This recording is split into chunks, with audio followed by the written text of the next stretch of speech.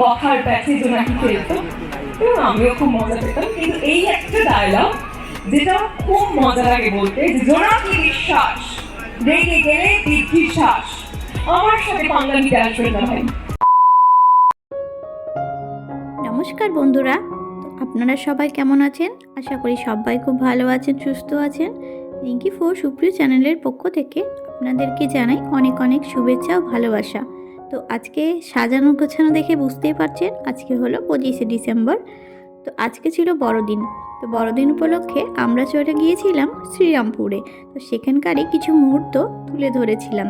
তো ভাবলাম চলো বন্ধুদের সাথে এটা শেয়ার করাই যাক।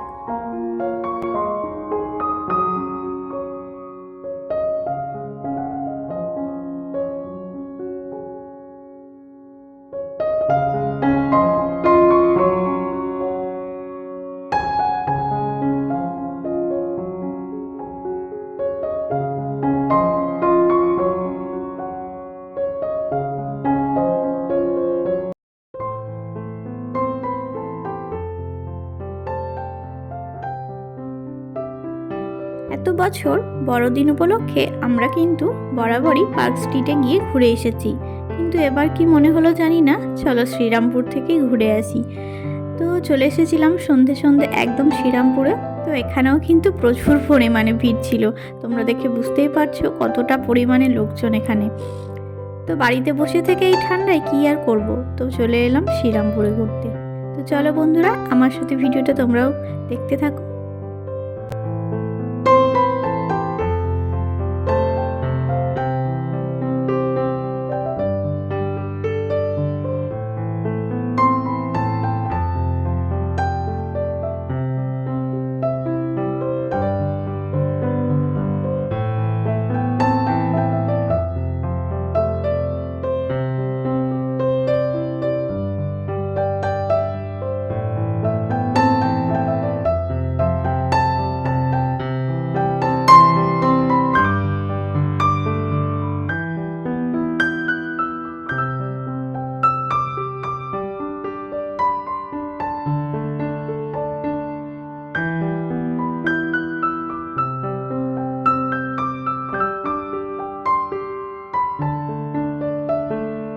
এত সুন্দরভাবে আলুগুলো সাজিয়েছে না, অসাধারণ লাগছে এক কথায়।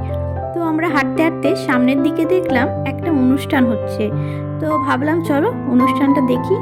তো আমরা প্রথমে জানতাম না কোনো নায়িকা আসার কথা। তো সেখানে গিয়ে জানতে পারলাম এই মিত্তির বাড়ি সিরিয়ালে নাকি নায়িকা আসবে সেই দিন।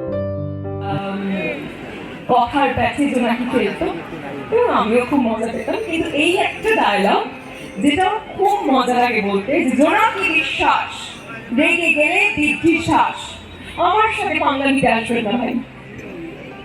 আচ্ছা, যেটা আমরা দেখলাম, স্যার প্রফেসর ম্যাডাম একজন সঙ্গীত শিল্পী, তো তোমার এই যে অভিনয়, তো সমস্ত কিছু ঘোরাঘুরি করে নায়িকাকেও দেখে একদম শেষে দেখো আমরা কিন্তু মোমো খেয়ে নিয়েছিলাম, তারপর চলে এসেছিলাম বাড়ি।